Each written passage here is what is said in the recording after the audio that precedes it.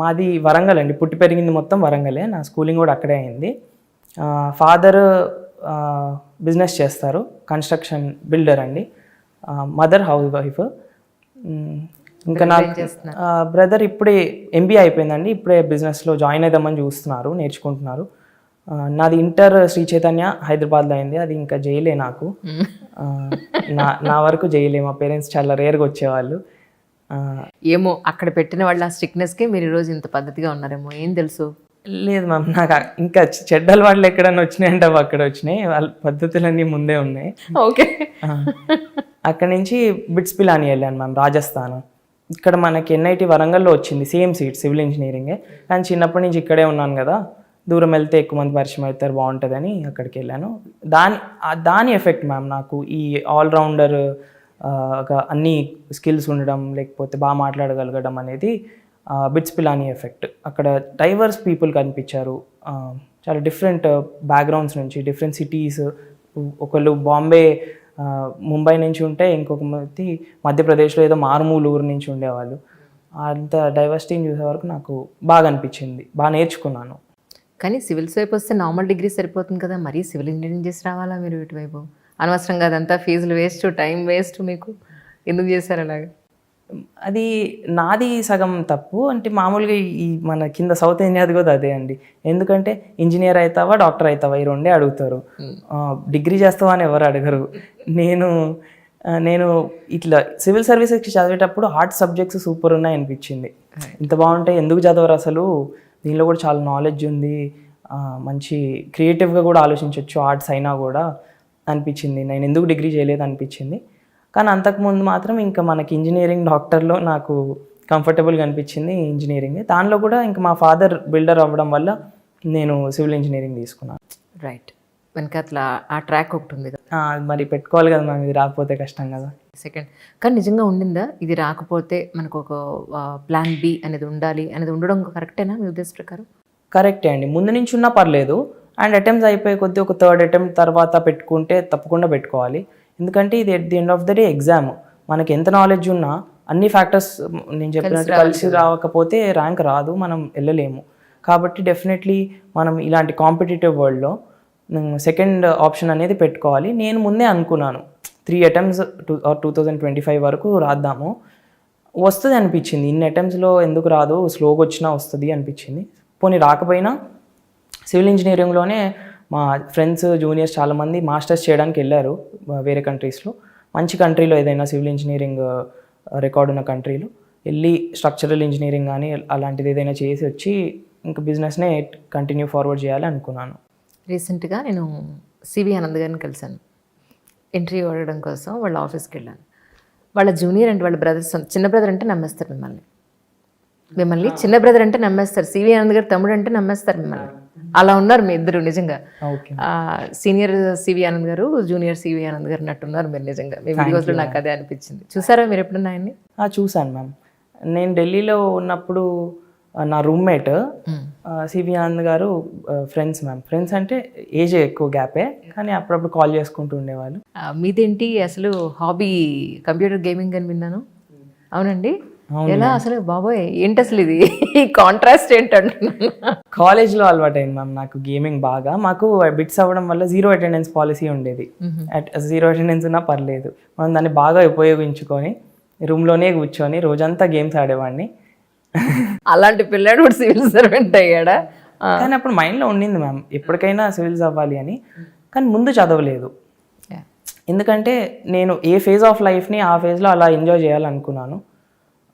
కాబట్టి తెలుసున్నా కూడా నేను చదువుతానని, అందుకే ప్లేస్మెంట్స్ కూడా కూర్చోలేదు, ఎలా అయినా చదువుతానని.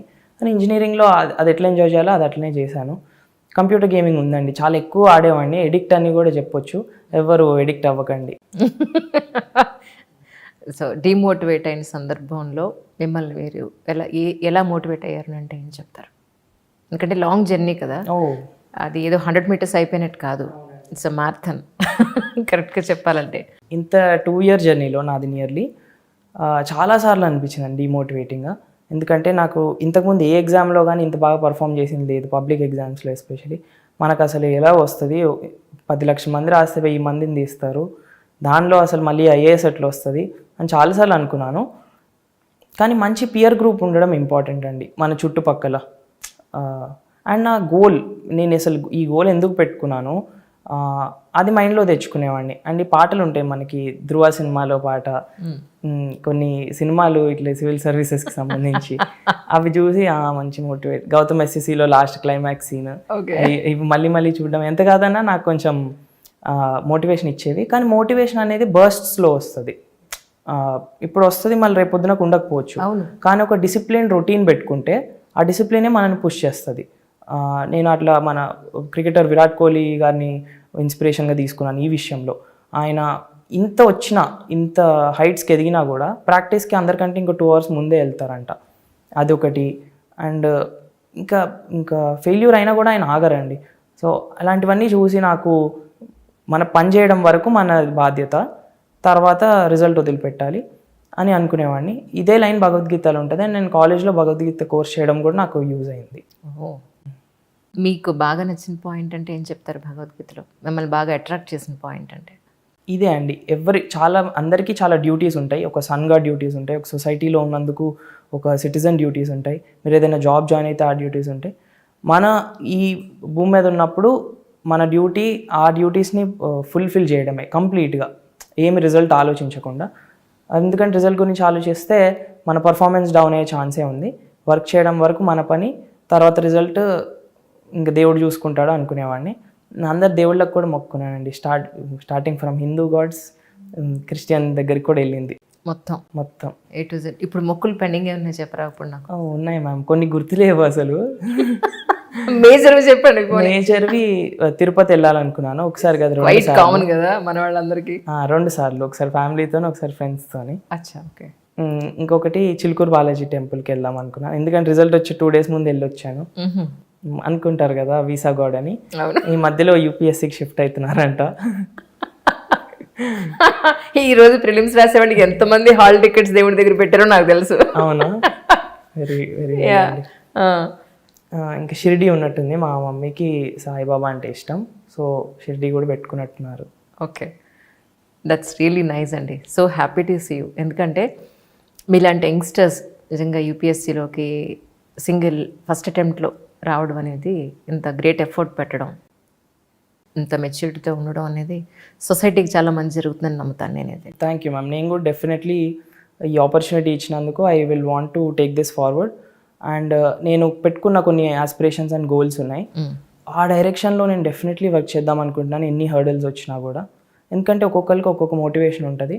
నాకు పక్క వాళ్ళకి హెల్ప్ చేస్తే కొంచెం సాటిస్ఫాక్టరీగా అనిపిస్తుంది. అండ్ నాకు ఇన్ఈక్వాలిటీస్ ఉండడం కొంచెం కష్టంగా అనిపిస్తుంది మ్యామ్. ఎప్పుడైనా నేను కార్లో తిరుగుతుంటాను, నాకు బండి నచ్చదు ఎందుకో, కార్లోనే తిరుగుతుంటాను ఒక్కడనే. నేను ఇట్లా రోడ్ మీద వెళ్ళేటప్పుడు ఒక ఫ్యామిలీ ఒక బండి మీద 4 వెళ్తుంటారు, అందరూ కాదు కొన్నిసార్లు అవుతాయి అలా. అలాంటివి చూసినప్పుడు నాకెందుకు ఉంది వాళ్ళకి ఎందుకు లేదు అని అనిపిస్తుంటుంది. మా ఫాదర్ చారిటీ చేస్తుంటారు, కానీ ఎంత చేసినా కూడా అది సరిపోదు. సో కాన్స్టెంట్గా మన ప్యాషనే ప్రొఫెషన్ లాగా ఉంటే లైఫ్ అంతా సాటిస్ఫాక్టరీగా ఉంటుందని నేను ఇది పిక్ చేసుకున్నాను. సరే, మీరు ఇంతకీ సినిమాలు చూస్తారా ఈ జర్నీలో ఎప్పుడన్నా? చూస్తా మ్యామ్, కానీ అంతే సినిమా పిచ్చోడిని అయితే కాదు. అంటే నాకు ఎట్లా ఉంటుందంటే వాళ్ళ బిజినెస్ కోసం తీసుకున్నారులే, నాకు ఖాళీ ఉన్నప్పుడు నేను చూసుకుంటాను అన్నట్టు ఉండేది. పర్ఫెక్ట్.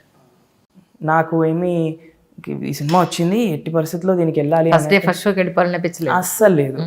కాకపోతే ఎవరైనా ఇప్పుడు RRR సినిమా వచ్చింది మ్యామ్, అది 2 years 3 years నుంచి వెయిట్ చేస్తున్నారు, ఫ్రెండ్స్ కూడా అన్నారు వెళ్దాం తప్పకుండా అని. సో అది 28th ఇప్పుడు రిలీజ్ అవుతుంది అంటే, సో ఆ రోజు నేను హాలిడే తీసుకోవాలి కదా, నేను ముందు 6 రోజులు 7 రోజులు బ్రేక్ ఇవ్వకుండా చదువుకునేవాడిని. రైట్, ఆ రోజు స్పెండ్ చేయడం కోసం దాన్ని కవర్ చేసుకోవడం, దాని ముందే. తర్వాత కవర్ చేస్తే అది లాగ్ అయిపోయినట్టే. కరెక్ట్, అట్లా పైలప్ అయిపోతుంటుంది. సో ఆ రోజు నాకు తెలుసు కదా నేను వెళ్తున్నానని, సో ముందు 6 daysలోనే ఆ 1 day అక్కడక్కడ డివైడ్ చేసుకొని అన్నిట్లో కొంచెం ఎక్కువ చదువుకునేవాడిని.